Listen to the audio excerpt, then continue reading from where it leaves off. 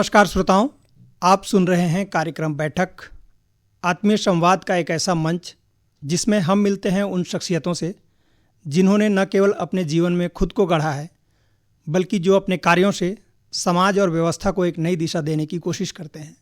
आज ऐसे ही एक कर्मठ, ऊर्जावान और ज़मीन से जुड़े हुए नेता हमारे साथ आकाशवाणी के स्टूडियो में उपस्थित हैं। आप युवा हैं लेकिन सोच में परिपक्व हैं। आप राजनीतिज्ञ हैं लेकिन सेवा को ही अपना साधना मानते हैं। आप राज्य युवा आयोग के अध्यक्ष के रूप में प्रदेश के लाखों युवाओं के उम्मीदों का केंद्र बन चुके हैं। जी हाँ श्रोताओं, आज हमारे साथ आकाशवाणी के स्टूडियो में युवा आयोग के अध्यक्ष विश्वविजय सिंह तोमर जी उपस्थित हैं। तोमर जी, आपका बहुत बहुत स्वागत है आकाशवाणी के स्टूडियो में हमारे कार्यक्रम में। बहुत बहुत धन्यवाद। नमस्कार सभी श्रोताओं को। नमस्कार जी। सबसे पहले तो आकाशवाणी परिवार की ओर से आपको ढेर सारी शुभकामनाएं, बधाइयाँ युवा आयोग के अध्यक्ष बनने पर। और आगे कार्यक्रम के प्रारंभ में हम आपसे जानना चाहेंगे आपके बचपन की यादों को। आप सरगुजा जैसे एक सांस्कृतिक विरासत और महत्वपूर्ण जगह पे आपका जन्म हुआ और आप यहाँ की गलियों में पले बढ़े, तो बचपन की क्या कुछ यादें हैं जो आप आज हमारे श्रोताओं से साझा करना चाहेंगे? आपकी प्रारंभिक शिक्षा दीक्षा यहीं हुई होगी, उसके बारे में हमारे श्रोताओं को बताइए। जी, मेरा जन्म अंबिकापुर में ही हुआ और अंबिकापुर की गलियों में ही हमारे सरगुजा जिले के अंबिकापुर के जिला अस्पताल जो है वहाँ हमारा पुराना घर है जी। और उन गलियों में ही हम लोग पले बढ़े। प्रारंभिक शिक्षा तो मोहल्ले के ही स्कूल में हुई जी। उसके बाद मल्टीपर्पज़ जो यहाँ का अंबिकापुर का बड़ा स्कूल है वहाँ अध्ययन अध्यापन का कार्य है। उसके बाद में पीजी कॉलेज में, मतलब आप यदि बात कहेंगे तो प्रारंभ से लेके ग्रेजुएशन और पीजी तक सारी पढ़ाई हमारी अंबिकापुर में ही हुई जी। और 12वीं के बाद राजनीति में रुझान था, सेवा का काम उसके पहले से प्रारंभ था जी। और ये तय कर लिया था कि राजनीति भी करनी है और किस दल के साथ करनी, किस विचार के साथ करनी। ये भी मुझे लगता है कि जब हम स्कूल के आखिरी दिनों में थे, 11वीं 12वीं में थे, तो ये तय हो गया था कि राष्ट्रवादी पार्टी एक ही है और विचार हमारा विद्यार्थी परिषद छात्र संघ छात्रों के बीच में काम करता है, तो उन विचार के साथ ही काम करना है। तो हिंदुत्व और राष्ट्रवाद और भारत माता की जय, इन तीनों चीज़ मन में थी और इसलिए विद्यार्थी परिषद, अखिल भारतीय विद्यार्थी परिषद मैंने कॉलेज फर्स्ट ईयर से ही ज्वाइन किया और वो जो एक 2006 से क्रम चल रहा है वो आज तक जारी है, अनवरत जारी है। जी। बचपन से लोगों का, हर किसी का अपना एक सपना होता है। आपने बताया कि आप राजनीति में ही सोच लिए थे, तो वो कौन से परिस्थितियां थीं? क्या कोई व्यक्ति था या कोई घटना था जिसने आपको प्रेरित किया राजनीति में आने के लिए? अटल बिहारी वाजपेयी जी उस समय प्रधानमंत्री हुआ करते थे जी। जब हम लोग स्कूल में थे और उनसे, उनके बोलने की शैली से, उनके काम करने की शैली और जो देश के लिए ईमानदारी उनकी दिखती थी, उससे मैं बचपन से बड़ा प्रभावित रहा और उनको देख करके फिर इस विचार के बारे में धीरे धीरे बड़े हुए। तो कई प्रकार के पार्टियां काम करती हैं, विचार कई प्रकार के हैं, तो अपना जुड़ाव जो है वो अटल बिहारी वाजपेयी और भारतीय जनता पार्टी के विचार के प्रति बाद में फिर जानकारी लगी अखिल भारतीय विद्यार्थी परिषद के विषय में, राष्ट्रीय स्वयंसेवक संघ के विषय में। तो धीरे धीरे अपने आप ही वो करीब होते चले गए। और एक 12वीं की घटना है, एक छात्र के ऊपर बहुत ही गलत तरीके से मारपीट की गई स्कूल के स्टाफ के द्वारा। बहुत ही, मतलब पैरों से मारा गया, हाथ से मारा गया और कोई वैसी बड़ी गलती उसकी थी नहीं, सब पूरे क्लास के सामने। तो वो आंदोलन 12वीं में ही प्रारंभ हो गया पूरे छात्रों का और उसका नेतृत्व भी हम सब लोगों ने मिलकर किया और आखिरी में प्रिंसिपल को हटाना पड़ा जी। मैं अभी स्कूल का नाम वो नहीं लूँगा, निजी स्कूल था वो 12वीं का और उसके पहले 11वीं तक मल्टीपर्पज़ में मैंने पढ़ाई किया था। तो वहाँ से फिर ये हो गया कि नहीं, लोगों के लिए लड़ना होगा। फिर गांव के लोगों को देखते थे, लगता था कि उनके लिए भी काम करने की आवश्यकता है। हमारे सरगुजा में सीधे साधे सज्जन लोग हैं, कई सारी शासकीय योजनाएं हैं, शासन बहुत सारा काम करना चाहती है, सरकार करना चाहती है, लेकिन उसका लाभ एकदम गांव के लोगों तक नहीं पहुंच पाता और वो जानकारी का अभाव भी बड़ा कारण है जी। क्योंकि जानकारी हो जाएगा तो प्रयास करने से योजना का लाभ मिलता है, शासकीय सुविधाएं मिलती हैं। तो वो लगा कि नहीं, इसको धीरे धीरे नीचे तक पहुंचाना, लोगों के बीच में जाना, ये काम किसी न किसी को तो करना ही पड़ेगा, और इसकी शुरुआत हम लोग करते हैं। और आज एक बड़ी टीम हो गई है जो जहाँ तक कोशिश है कि हर गांव तक हम लोग पहुँच करके जानकारी उपलब्ध कराएं, शासन की जो सुविधाएं वो उपलब्ध कराएं, उनके तक पहुँचे। ये जी, आप युवावस्था से राजनीति में आ गए और हमारे बहुत सारे युवा राजनीति में आना चाहते हैं, आते हैं, पर आपने राजनीति में कदम रखा, इसके साथ आपने मेहनत की, युवाओं के आवाज़ों को उठाया, युवाओं के मुद्दों को उठाया और आज एक स्थापित राजनीतिज्ञ के रूप में हैं। और साथ ही साथ कहीं ना कहीं आपकी जो पार्टी है, जो आपके लीडरशिप है, वो आपको पहचानी, आपके मेहनत को देखा और आपको एक अच्छा खासा एक पद भी दिया, एक कार्य भी सौंपा। तो आप युवाओं के लिए क्या कहना चाहेंगे कि राजनीति में अपने आप को स्थापित करने के लिए, राजनीति में अपने लीडरशिप तक पहुंचने के लिए, सफल होने के लिए क्या, कैसे वो आगे बढ़ें, क्या काम करें, कैसे करें? राजनीति में पद पाना सफलता मैं नहीं मानता जी। राजनीति लोगों की सेवा के लिए होनी चाहिए। राजनीति जिस दल या जिस विचार के लिए आप काम कर रहे हैं, उस विचार के लिए प्रतिबद्धता के लिए होनी चाहिए जी। और कोई एक निश्चित पद नहीं है कि आप ये पद आपको मिल गया तो आप सफल माने गए, ये नहीं मिला तो आप असफल हो गए। लेकिन राजनीति धैर्य मांगता है, राजनीति समर्पण मांगता है, राजनीति परिश्रम की पराकाष्ठा मांगती है। तो मुझे यही कहना है कि आपने यदि तय किया कि मुझे ये काम, कोई भी काम, राजनीति के इतर भी यदि कोई बात करें तो जो भी आप काम करेंगे उसके प्रति समर्पण और प्रतिबद्धता तो आपके अंदर होनी ही चाहिए। तो राजनीति भी वैसा ही है, आप समर्पित भाव से दल के सिद्धांतों के साथ खड़े होकर के मजबूती से और जमीन पर लोगों के लिए संघर्ष करना तय करके, तो और ये नहीं सोचना कि ये हम कर लिए तो हमको ये मिलेगा जी। ये व्यवसाय हो जाता है कि हमने कुछ किया है तो हमको इसके बदले में कुछ चाहिए जी। राजनीति व्यवसाय नहीं है, राजनीति लोगों की सेवा का माध्यम है और अपने विचार को आगे बढ़ाने का माध्यम है। तो उस काम पे लगे रहना है। और चूंकि जिस दल से मैं जुड़ा हूँ, भारतीय जनता पार्टी का अंदरूनी संरचना जो उनकी ऐसी है कि आप अपना काम करते रहो और हमारे जो बड़े लोग हैं, जो देखने वाले लोग, सबको देखते रहते हैं, परखते रहते हैं और जहाँ जिसको लगता है, जब वैसी परिस्थितियाँ बनती हैं, समय होता है, तो उसको उस जगह पर पहुँचा दिया जाता है। तो मेरा आज के सभी युवाओं से ये कहना है कि आप राजनीति हो या अन्य भी आप जो भी काम करते हो, उसके प्रति लगन, समर्पण, धैर्य, ये किसी भी काम के लिए बहुत ज़रूरी है। जी। अंबिकापुर की राजनीति की बात करें, आप अंबिकापुर की राजनीति या कहें नगर निगम की राजनीति में भी सक्रिय रहे हैं और आपने पिछले समय में पार्षद का चुनाव भी एक जीता है। और उस पार्षद चुनाव के बारे में ये कहा जाता है कि आप ऐसे वार्ड से जीत कर आए जहाँ यह माना जाता था कि जो विपक्षी पार्टी है उनका गढ़ है और वहाँ से जीतना एक भारतीय जनता पार्टी के उम्मीदवार के लिए असंभव माना जाता था, लेकिन आप उस जगह से जीत के आए। तो नगर निगम की दृष्टि से आपके हिसाब से क्या मुद्दे हैं, उस समय क्या थे जिसको लेकर आप जनता के बीच गए और आपको विजय मिली, और वर्तमान समय में अगर आप देखते हैं तो नगर निगम को क्या कुछ करना चाहिए, जनता के हितों के लिए क्या कुछ मुद्दे लेकर आगे चलना चाहिए? पार्षद चुनाव आपने सही कहा कि मेरे पहले, उस चुनाव के पहले हम लोग नहीं जीत पाए थे जी। और चुनाव में जब हम लोग गए तो चूंकि पार्षद चुनाव छोटा होता है जी, और सब लोग एक दूसरे को जानते हैं, परिवारों को जानते हैं, व्यवहार को आपको परखते हैं जी। तो उस नाते व्यक्तिगत चुनाव ज़्यादा होता है, सिंबल का कम होता है जी। लेकिन जो हमारे सामने प्रत्याशी थे वो 2-3 बार के पार्षद थे भी और बड़े नेताओं के करीबी थे मैं। लेकिन लोगों ने देखा, समझा, परखा, उनके कार्यकाल को भी जांचा और हम लोगों के व्यवहार को भी समझा जी। और जो एक ईमानदारी से जो पिछले, उसके पहले हम जो 12, 13, 14 साल का मेरा राजनीतिक क्रियाकलाप था, संघर्ष जो हम लोगों ने किया, पार्षद बनने के बाद भी मुझे संघर्ष करना पड़ा जी। पार्षद बनने के बाद भी हमारी एक सड़क बहुत ख़राब थी, बहुत ही ख़राब थी और ख़राब थी तो ऊपर नीचे गड्ढा होता है तो चलिए एक बार चल जाता, उसमें डस्ट डाल करके छोड़ दिया था उन्होंने। और डस्ट डालने का मतलब होता है कि एक भी गाड़ी गुजरी तो पूरा धूल का बाउंडर अगल बगल के घरों में घुसता था, सांस लेना मुश्किल था। और मेन अस्पताल, जिला अस्पताल के सामने की मैं बात कर रहा हूँ, तो वहाँ बार बार बोलने के बाद, PWD के अधिकारियों को बोलने के बाद, कलेक्टर सरगुजा से मिलने के बाद भी तत्काल कोई काम हो नहीं पा रहा था, लोगों का दम घुट रहा था। तो होली का त्यौहार था और होली के 1 या 2 दिन पहले हम लोगों ने धूल की होली खेली, जो मीडिया के साथियों ने भी बहुत बड़ी खबर छापी और उसका तत्काल असर भी हुआ। वो 10 दिन के अंदर वो सड़क फिर बन गई, जबकि 2 महीने से वैसे ही डस्ट डला हुआ छोड़ा हुआ था।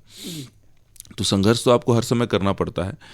और एक बड़ा काम उस समय ये हुआ कि पार्षद बनने के बाद पार्षद निधि दिखता नहीं है लोगों को। मैं आज इस आकाशवाणी के मंच से कहना चाहता हूँ कि पार्षद निधि, मैं किसी पे आरोप तो नहीं लगा रहा हूँ, लेकिन पार्षद निधि हर साल का इतना है तो वो छोटा सा वार्ड में दिखना चाहिए कि इसका ये उपयोग हुआ। लेकिन वो कहाँ जाता है मैं उसके बारे में कमेंट तो नहीं करूँगा, लेकिन आज भी आप मेरे वार्ड में जाएंगे तो वहाँ चाहे स्नान घर हो, चाहे हॉस्पिटल चौक पर जहाँ बहुत सारे जांच केंद्र हैं और महिलाओं को पुरुषों को खून के अलावा यूरिनल भी देना होता है, उसके लिए जगह नहीं है, इधर उधर महिलाएं छिपती फिरती थी, तो वो सबको जांच कर मैंने वहाँ बनाया, मूत्रालय भी बनाया। तो ये पार्षद निधि से इन सब काम के और भी कई काम, वो सार्वजनिक काम थे और वो दिखे लोगों को, वो दिखा कि विश्वजीत सिंह तोमर पार्षद निधि से निर्मित। तो ये दिखता नहीं था, तो लोगों को ये लगा कि नहीं, एक ये माध्यम भी है जिससे काम होता है, लेकिन वो कभी हमने देखा ही नहीं। तो वो होना चाहिए, लोगों का निधि है तो लोगों के लिए, लोगों की ज़रूरत को पूरा करने के लिए उस काम को लगातार करना चाहिए। और आज भी अभी सड़क, बारिश में सड़क की हाल हमारी अंबिकापुर में ठीक नहीं है, जो भी जनप्रतिनिधि लोग लगे भी हैं, और उम्मीद है कि बारिश के बाद सारी चीज़ें ठीक होंगी और शासन के संज्ञान में भी है। सड़क तो सच में ख़राब है और ठीक करने का प्रयास भी जारी है। और चूँकि बारिश में काला डामर का काम हो नहीं सकता, तो जब तक बारिश रुके नहीं तब तक इंतज़ार तो करना ही होगा, लेकिन जल्दी ही काम होगा, ऐसा उम्मीद है। सड़क की बात की आपने, और अभी कुछ दिन पहले हमारे पास महापौर मैडम आई थी, उनसे बातचीत हो रही थी। उनका कहना था कि ये जो सारी समस्याएं हैं कहीं ना कहीं पिछली सरकारों के न करने का परिणाम है, या उनके द्वारा जो लापरवाही की गई, और हमारे पास समय बहुत कम था, अभी बहुत दिन नहीं हुए सरकार बने, और हम पे आरोप लगाया जा रहा है। आप इसके बारे में क्या कहेंगे? देखिए, सही है, 5 साल 10 साल यहाँ निगम में जिनकी सरकार थी और 5 साल छत्तीसगढ़ प्रदेश में भी थे, उन्होंने नया काम तो किया नहीं, पुराने कामों को ठीक करने का भी प्रयास बहुत नहीं किया। और एक सड़क का आप जीवन देखेंगे, एकदम प्रैक्टिकल में बात करता हूँ, बहुत लाग लपेट में नहीं रखता। कोई भी सड़क बनती है तो 4 साल 5 साल से ज़्यादा उसकी लाइफ बिना मरम्मत के नहीं होती है।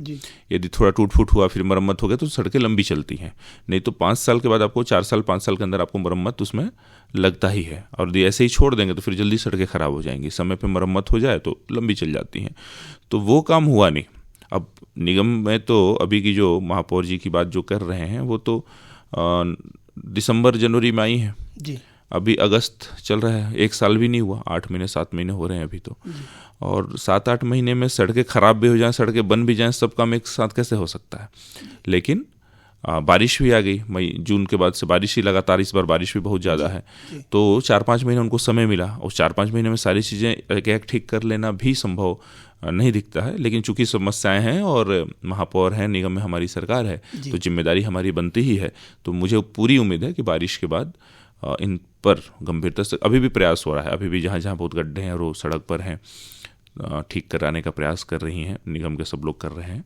उम्मीद है कि बारिश के बाद जो चीज़ें ख़राब हुई हैं काफ़ी, वो पुनः ठीक हो जाएंगी। जी, आगे हम कार्यक्रम में युवा आयोग के कार्यों, उनके भविष्य की योजनाओं पे बात करना चाहेंगे, लेकिन उससे पहले एक गीत सुन लिया जाए। आप गीत सुनना पसंद करते हैं? जी जी बिल्कुल। कोई गीत आपका पसंदीदा हो तो बता दीजिए। 90 के दशक के कोई भी अच्छे गाने चल जाएंगे। जी, तो आइए सुनते हैं आपकी पसंद पे ये गीत।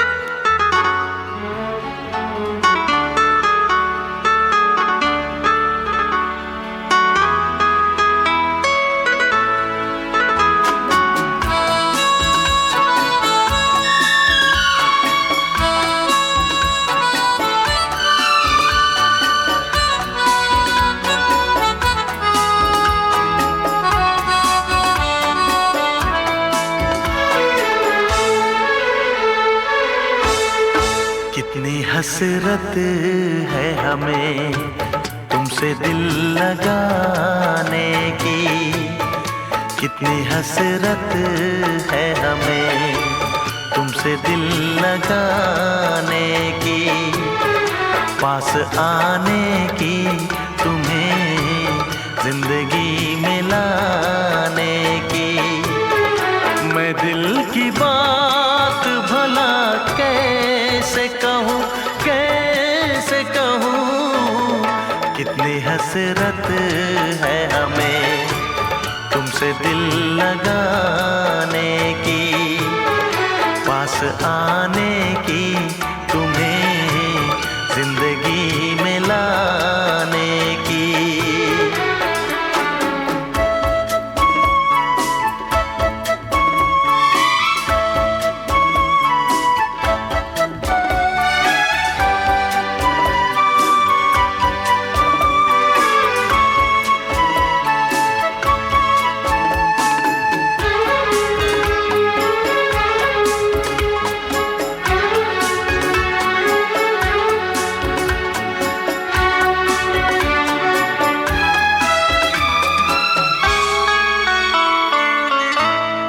जाने मन जाने अदा हो तुम, मेरी धड़कन की सदा हो तुम। जाने मन जाने अदा हो तुम, मेरी धड़कन की सदा हो तुम। मेरी सांसों की जरूरत हो, दिलरुबा जाने वफा हो तुम। मैं दिल की बात भला कैसे कहूँ, कैसे कहूँ, कितनी हसरत है हमें तुमसे दिल लगाने की, पास आने की, तुम्हें जिंदगी में लाने की।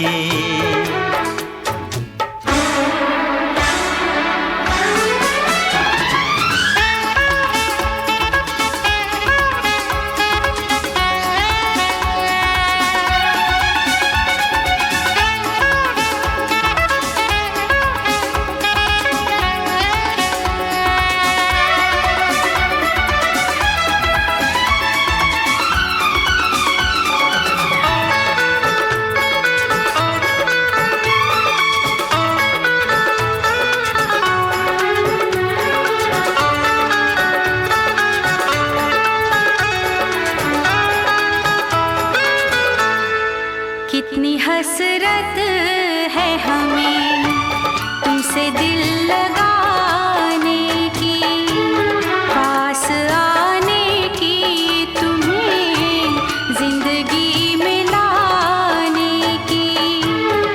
मैं दिल की बात भला कैसे कहूँ, कैसे कहूँ, कितनी हसरत है हमें तुमसे दिल लगाने की।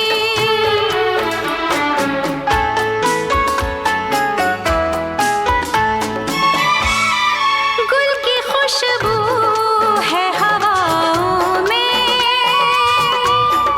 मैं चलूं प्यार की राहों में। मेरी यादों में सदाओं में, तुम हो ख्वाबों में निगाहों में। है यही मेरी दुआ रब से, मैं रहूं तेरी पनाहों में। मैं दिल की बात भला कैसे कहूँ, कैसे कहूँ, कितनी हसरत है हमें तुमसे दिल लगाने की, पास आने की, तुम्हें जिंदगी में लाने की। मैं दिल की बात भला कैसे कहूँ, कैसे कहूँ, कितनी हसरत है हमें तुमसे दिल लगाने की, पास आने की, तुम्हें जिंदगी में लाने की। मैं दिल की बात भला कैसे कहूँ, कैसे कहूँ,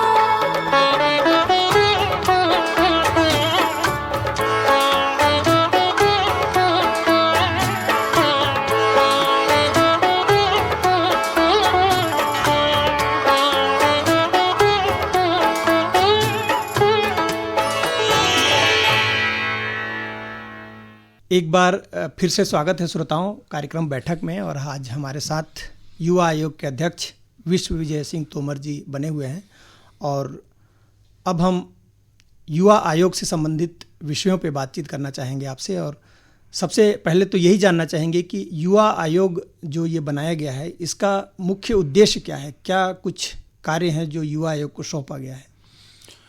राज्य युवा आयोग का काम युवाओं के संपूर्ण विकास के लिए, जी, राज्य के युवाओं के लिए बेहतर नीति कैसे हो, खेल में, अनन्य क्षेत्र में, करियर के क्षेत्र में, युवा गतिविधियों के क्षेत्र में हम बेहतर छत्तीसगढ़ के युवाओं को क्या दे सकते हैं, क्या कर सकते हैं, इसके लिए राज्य युवा आयोग का गठन हुआ है, जो समय समय पर शासन को अपनी सलाह, अपनी रिपोर्ट, युवाओं से बातचीत करके, युवाओं के मन की बात को जान करके जो उनके लिए बेहतर हो सके ऐसी नीति बनाने के लिए अपने सुझाव राज्य शासन को दे सकती है और कुछ कार्यक्रम भी करा सकती है। जी, कुछ कार्यक्रम आपने बताया करा सकती है। वर्तमान में कोई ऐसा कार्यक्रम चल रहा है युवा आयोग के माध्यम से?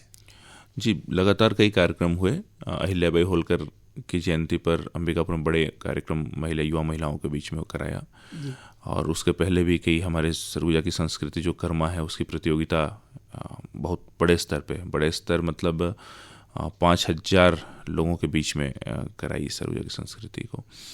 इसके अतिरिक्त रायपुर में भी अभी एक युवा जनप्रतिनिधि सम्मेलन की तैयारी है जी, जो अभी नगरीय निकाय और पंचायतों में जीत करके युवा जनप्रतिनिधि आए हैं, तो उनके लिए उनको एक अच्छे तरीके से बताना कि आप क्या क्या कर सकते हो, क्या आपको करना चाहिए, साथ ही एक अच्छा सम्मेलन कराने की भी योजना है और लगभग आखिरी चरण में है। इसके अतिरिक्त भी कई कार्यक्रम हैं जो युवाओं के लिए तय हो रहे हैं और आगे उसको करना है। जी, हमारे माननीय प्रधानमंत्री नरेंद्र मोदी जी का युवाओं पे विशेष फोकस रहता है और कहीं न कहीं हमारे मुख्यमंत्री जी भी इस बात को लेकर बहुत ही गंभीर रहते हैं कि युवाओं के लिए काम किया जाना चाहिए, युवाओं को आगे बढ़ाने का लक्ष्य रखा जाना चाहिए। और जब आप युवा आयोग के अध्यक्ष बनाए गए तो मुख्यमंत्री जी से मिले होंगे या मंत्री जी से मिले होंगे, तो क्या कुछ लक्ष्य आपको दिया उन्होंने, क्या कुछ कहा? प्रधानमंत्री श्री नरेंद्र मोदी जी ने इस देश के लिए एक विजन तय किया है जी, और जो विजन 2047 का तय किया है उसमें आज के युवाओं की महत्वपूर्ण भूमिका है। करियर के रूप में हम ये मानते थे कि शासकीय नौकरी देना ही एक रोजगार है, लेकिन ये सब लोग ये जानते हैं और मानते हैं कि सरकारी नौकरियां भी हम सीमित संख्या में ही दे सकते हैं जी, लेकिन बाकी लोग क्या करेंगे? तो आप याद करिए कि मोदी जी के प्रधानमंत्री बनने के पहले स्किल नाम की कोई चीज़ हमने कभी सुनी नहीं थी, लेकिन स्किल डेवलपमेंट, उसके प्रोग्राम्स, उस पर गांव-गांव के युवाओं को ट्रेनिंग देना, उनको उस लायक बनाना, उनको प्रशिक्षण दे करके किसी चीज़ में माहिर बनाना ताकि वो स्वरोजगार के माध्यम से भी इससे अपने परिवार का पालन पोषण कर सकें और इस देश की सेवा कर सकें। और स्वरोजगार करने वाला व्यक्ति स्वयं ही सिर्फ रोजगार नहीं पाता है, अपने साथ कई अन्य लोगों को भी रोजगार वो देता है। तो मोदी जी का विजन बहुत क्लियर है। शासकीय नौकरियां जो है वो तो हम देंगे ही देंगे, भर्तियां भी निकालेंगे, लेकिन करियर स्किल्ड करके उनके अंदर उन्हें प्रशिक्षण दे करके, उन्हें प्रशिक्षित करके उनके स्वरोजगार की व्यवस्था करने का भी चिंता उन्होंने किया। माननीय मुख्यमंत्री श्री विष्णुदेव साय जी भी जब मैं युवा आयोग का अध्यक्ष बना और उनसे मिलने गया तो उन्होंने ये कहा कि पिछले 5 सालों में युवाओं के साथ अन्याय हुआ है और इस सरकार को बनाने में युवाओं की अहम भूमिका रही है।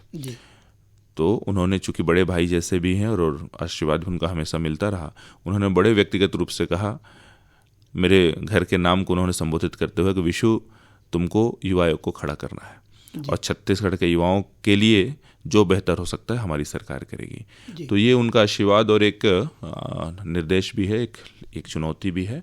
उन विष्णुदेव साय जी के नेतृत्व में हम सब लगे हुए हैं, मिल करके करेंगे।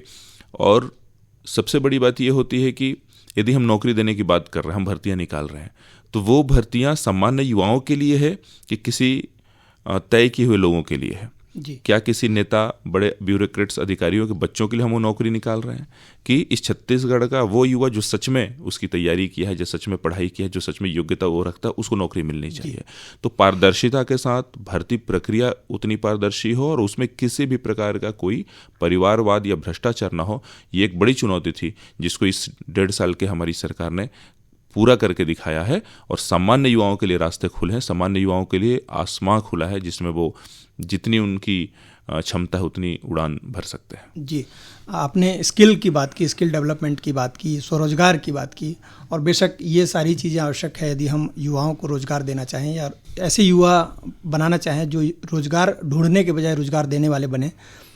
तो इस दिशा में यदि कोई युवा रोज़गार करना चाहे या अपना स्किल डेवलपमेंट करना चाहे तो युवा आयोग किस तरह से उसकी मदद कर सकता है? वो युवा आपसे कैसे संपर्क कर सकता है और क्या कुछ मदद आप उसका कर सकते हैं? संपर्क करने का युवा आयोग से ऐसा है कि अभी हम वेबसाइट लॉन्च करने जा रहे हैं।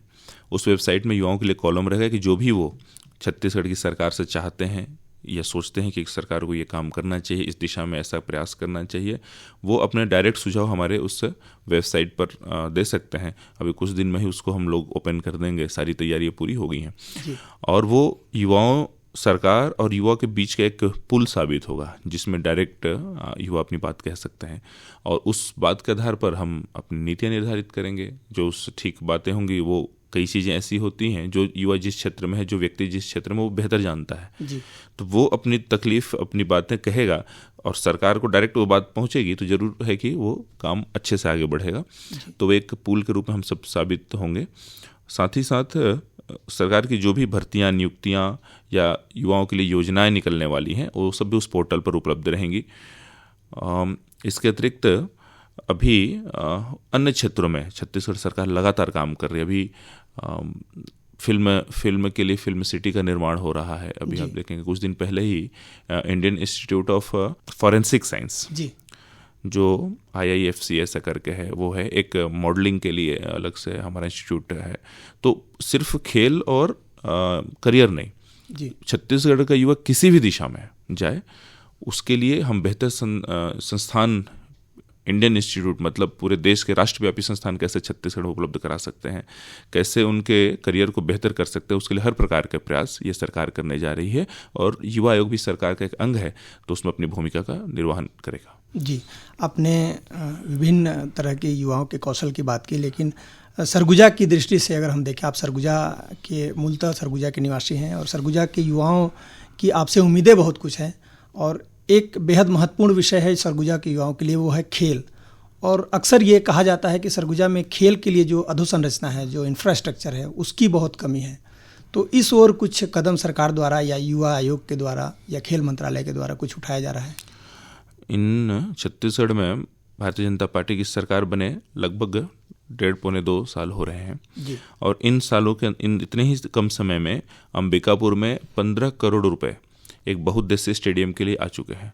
लगभग जमीन का आवंटन हो गया है और बहुत जल्द ही वो काम निविदा उसके लिए लागू हो जाने वाली है। इसके अतिरिक्त ये एक अंबिकापुर के लिए बड़े स्टेडियम की बात होगी जिसमें कई खेलों के खेल उसमें अलग अलग होंगे और उनके जो टीम हैं, जो खेलों के जो संघ होते हैं, उसके लिए भी अलग से जगह रहेगा।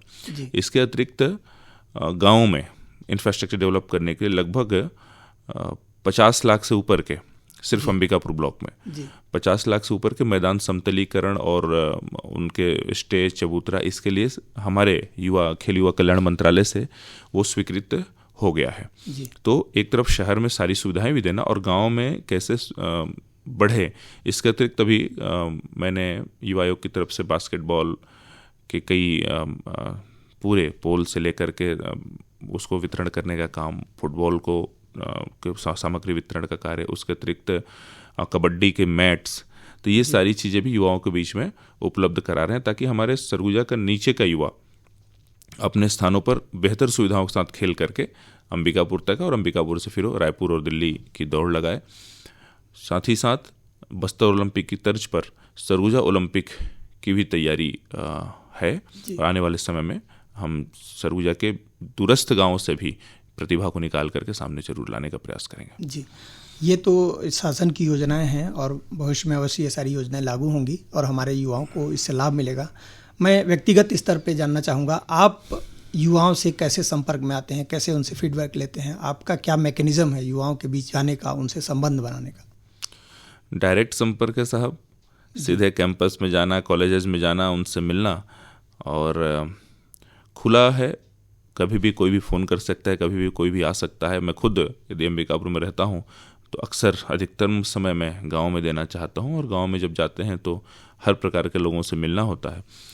इसके अतिरिक्त स्टेडियम में भी बैठ जाना, कई ऐसे ही प्लानिंग, छोटे छोटे टुकड़े टुकड़े में युवाओं से मिलना, खेलने चले गए तो उनसे बातचीत होती है और क्या वो चाहते हैं कैसी, क्योंकि जो स्टेडियम का जो विषय है 15 करोड़ का, एक हमारे यहाँ गांधी स्टेडियम के अलावा हमारे पास जगह नहीं थी, शहर की संख्या बढ़ रही है और एक स्टेडियम से काम नहीं चलने वाला था।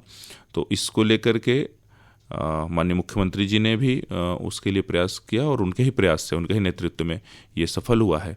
उसके बाद केंद्रीय खेल युवा कल्याण मंत्री डॉक्टर मनसुख मांडविया जी से भी मैंने भेंट की और एक गांव में एक बहुत बड़ा नहीं पर एक छोटे स्ट्रक्चर में ऐसा सुविधा डेवलप करना जिसमें बास्केटबॉल, वॉलीबॉल, कबड्डी, ये जो छोटे स्टेडियम वाले जो गेम होते हैं छोटे वाले, वो एक ही जगह पर हो सके, ऐसा इंफ्रास्ट्रक्चर भी डेवलप कराने पे बहुत गंभीरता से चर्चा हुई और उन्होंने बहुत खुशी से अपनी सहमति भी दी है। तो काम अनवरत चालू है और प्रयास भी निरंतर जारी रहेगा। जी, बहुत सारी आपसे बातें हुई और युवा आयोग के बारे में हो या आपके राजनीतिक करियर के बारे में हो, आपके प्रारंभिक जीवन के बारे में आपने बड़े ही खुल के जवाब दिया और बड़े ही सहजता से साथ सभी बातों को बताया। अब हम कार्यक्रम के आखिरी पड़ाव पे हैं और कि हमारे जो युवा हैं, छत्तीसगढ़ के युवा हैं, सरगुजा के युवा हैं, उनको आप क्या संदेश देना चाहेंगे, क्या कुछ कहना चाहेंगे कार्यक्रम के आखिर में? छत्तीसगढ़ के युवाओं से मेरा संदेश सिर्फ इतना है कि आप नशे से दूर रहें, आप अपने करियर को लेकर फोकस्ड रहें, आपको किस क्षेत्र में काम करना है उस क्षेत्र की तैयारी बहुत पहले से ही प्रारंभ करनी चाहिए और पूरे लगन परिश्रम से आप काम करिए।